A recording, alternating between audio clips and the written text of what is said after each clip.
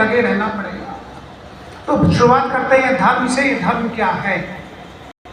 बहुत सामान्य अर्थ तो है, जितने भी संसार में सत्कर्म हैं, अच्छे कर्म हैं, उन सब का नाम धर्म है। कोई भी व्यक्ति कभी किससे कहता हुआ नहीं मिलेगा कि आप किसी का बुरा करो, क्योंकि वो गलत है। गलत बात के लिए कहा नहीं जाता है, वो स्वतः हम कहीं ना कहीं से सीख जाते हैं। तो धर्म नाम है अच्छे कार्यों का। संस्कृत ग्रामर के हिसाब से बात करें, व्याकरण से, तो ध्री नाम की धातु है, वर्ब है, क्रिया है, जिसका अर्थ है धारण करना। क्या धारण करना? उन मानवीय गुणों को धारण करना जिससे मनुष्य का जीवन उत्तरोत्तर विकास की ओर अग्रसर होता चला जाए। कहते हैं बात कुछ समझ में नहीं और आगे बढ़े। तो बहुत पुरानी पुस्तक मानते हैं, लगभग 15-16 लाख वर्ष पुरानी पुस्तक मनुस्मृति। मनु महाराज का जो समय है वो भगवान श्री राम के पिता दशरथ के पिता, आज के रघु के दिलीप, उससे बहुत पीछे जाके इक्ष्वाकु और उनसे भी पुराने जाकर के राजा मनु का समय माना जाता है। भगवान श्री राम का समय लगभग जो आपका त्रेता युग है, इसका 12,96,000 वर्ष का समय है, लगभग 13 लाख तो भगवान श्री राम का ही। उससे भी बहुत पुराने जाकर के मनु नाम के राजा हो। उनकी पुस्तक मनुस्मृति, जिसकी अभी चर्चा भी हो रही थी, श्लोक यहाँ लिखा हुआ है। तो मनु महाराज ने कहा कि जहाँ पर ये 10 बातें हैं वहाँ पर धर्म है। जिस व्यक्ति में है, जिस समाज में है, जिस स्थान में है, वहाँ से धर्म कभी विमुख हो नहीं सकता। व्यक्ति को अंदर अपने अंदर धैर्य रखना चाहिए, कभी घबराए नहीं। कितनी बड़ी आपत्ति आ जाए, यदि आप घबरा गए तो छोटी बातें बिगड़ करके बहुत बड़ी हो जाएगी। हम यहाँ से चलना शुरू करें और मेरा पैर इस माइक की इस वायर में उलझ जाए और मैं ध्यान नहीं दूँ तो ये अस्पष्ट हो जाएगा, किसी को लग भी सकता है। बात बहुत छोटी सी थी, वो बड़ी बन जाएगी। किसी के सर में चोट लगी, खून निकल गया। तो धैर्य रखना जीवन में सबसे पहली बात है। और यहाँ पर बातें लिखी हुई, किसी को हम क्षमा कर दें, सहनशील हो, मन को वश में रखें, क्रोध ना करें, सत्य बोलें, आदि बातें करते करते कहा कि यहाँ जहाँ पर ये 10 बातें हैं वहाँ पर धर्म है। और नीचे आ जाइए, महाभारत काल के ऋषि हुए वेद व्यास जी, उनकी पुस्तक महाभारत लिखते हैं, सूर्यधाम धर्म सर्वस्वम सूर्यधाम चैव आवर्धयताम आत्मना प्रतिकूलानि परेशान समाचरे। कहते धर्म के साथ को सुनिए और सुन करके उसे बढ़ाइए। बढ़ता कैसे है? सबसे पहले जो बात हमने सुनी और ये जान ली और ये मान ली कि ये सही है, तो पहले खुद उसका आचरण करूं और फिर दूसरों के सामने उदाहरण प्रस्तुत करूं तो बात बढ़ेगी। और मैंने सुनी, पढ़ ली, जान ली, लेकिन खुद ही नहीं मानी तो दूसरों से कहने का अधिकार नहीं है, तो वृद्धि हो ही नहीं सकती। फिर कहते हैं आत्मना प्रतिकूलानि परेशान समाचरे, जो बात मेरे प्रतिकूल है अर्थात मुझे अपने लिए अच्छी नहीं लगती, वो सामने वाले को भी अच्छी नहीं लगती। इस बात को विचार कर यदि हम कार्य करें, इसका नाम भी धर्म है।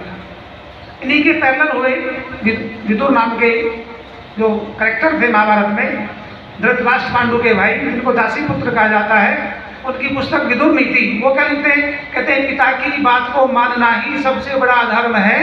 कारण, क्योंकि उस समय का सबसे बड़ा दुष्ट व्यक्ति दुर्योधन, जिसने कभी अपने पिता की बात नहीं मानी, तो उन्हें समय की आवश्यकता क्या लगी कि धर्म क्या है? पिता की बात को मानना ही सबसे बड़ा धर्म है।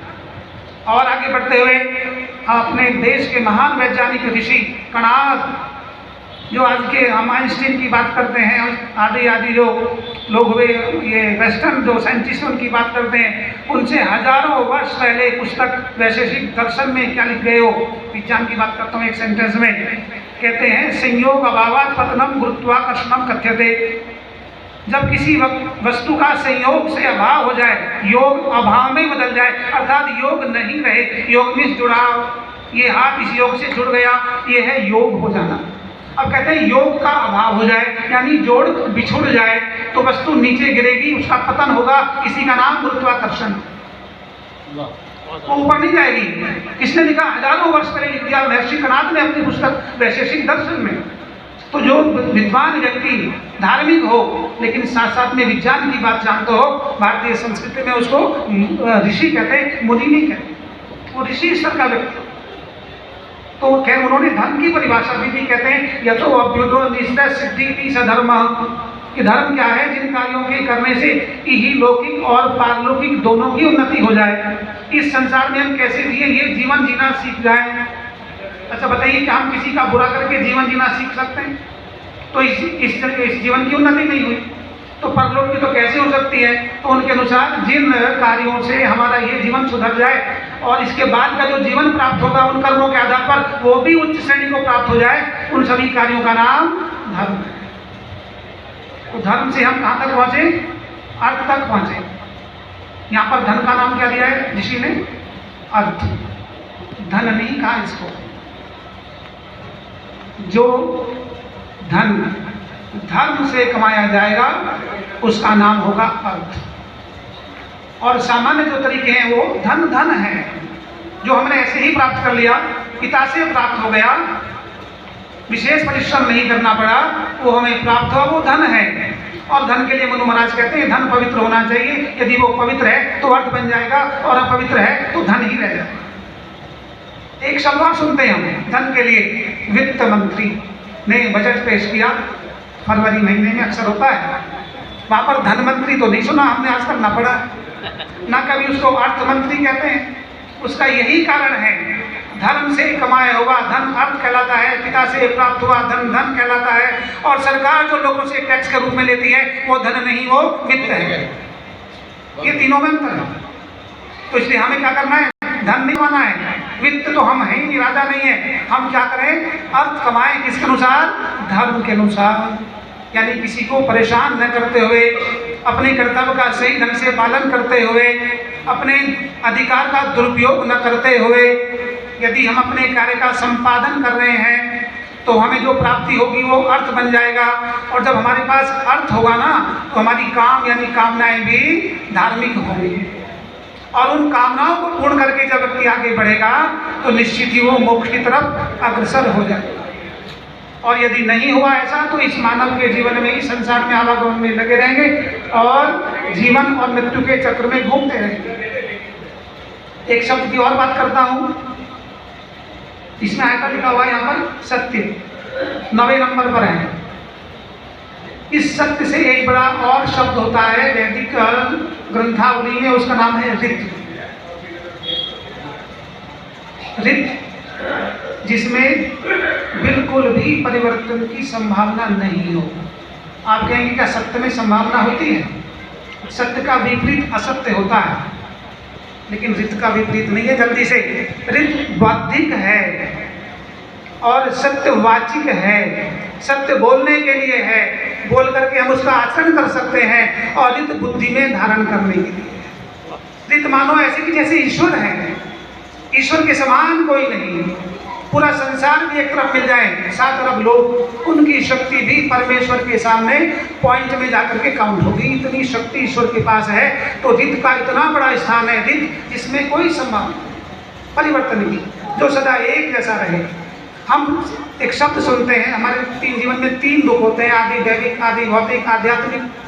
अब किससे पूछो भाई आदि भौतिक क्या है, तो सब कह देंगे, जो जानकार हैं मुनि जी से पूछे वो कह देंगे कि भौतिक मीन्स दूसरे भूतों से प्राप्त होने वाला दुख। अब ये भूत क्या है? हम समझते हैं भूत मीन्स बना हुआ। टीवी सीरियल्स मूवीज में देखते हैं, दांत बाहर निकले हुए, बेकार से कपड़े पहने हुए, डरावनी शक्ल, पैर पीछे, हाथ में लालटेन, काली सफेद कपड़े, कुछ भी ऊट पटाना। लेकिन यहाँ संस्कृत क्या कहती है कि भूत यानी जिनके पास भौतिक शरीर है, यानी जीवित। ये मैं संस्कृत का विद्यार्थी होने के नाते कह रहा हूँ, भूत मीन्स कभी भी मरा हुआ नहीं होता, भूत मीन्स बीता हुआ होता है। और वो शरीर जिसमें से जीवात्मा निकल जाता है उसका नाम भूत होता है। अभी हम सब भौतिक हैं, हमारे अंदर भूत है, यानी हम ये भूत शरीर है, इसके अंदर जीवात्मा है, तब तक ये भौतिक है। अब मेरे वचनों से किसी को सुख पहुंच रहा है तो भौतिक सुख मिल रहा है, और किसी को दुख पहुंच रहा है तो भौतिक दुख है। रास्ते में जा रहे हैं, पैदल जा रहे थे, कुत्ता मिल गया, पागल हो गया था, आपको काट लिया, इसे कहते हैं भौतिक दुख, दूसरे भूत के द्वारा दिया हुआ दुख। अब जरा बताइए विचार करके, क्या वो कुत्ता मरा हुआ है? बोले जीवित है ना, तो इसका मतलब क्या हुआ? भौतिक का मतलब जीवित। गीता में भगवान कृष्ण ने यही कहा, पर भी कहते हैं अन्नात् भवति भूतानि, अन्न से भूत पैदा होते हैं। अब बताइए, आप किसी भी मृत शरीर के पास अन्न ले जाके रख दीजिए, 1 बोरी 2 बोरी 100 किलो 500 किलो, क्या वो शरीर जीवित हो जाएगा?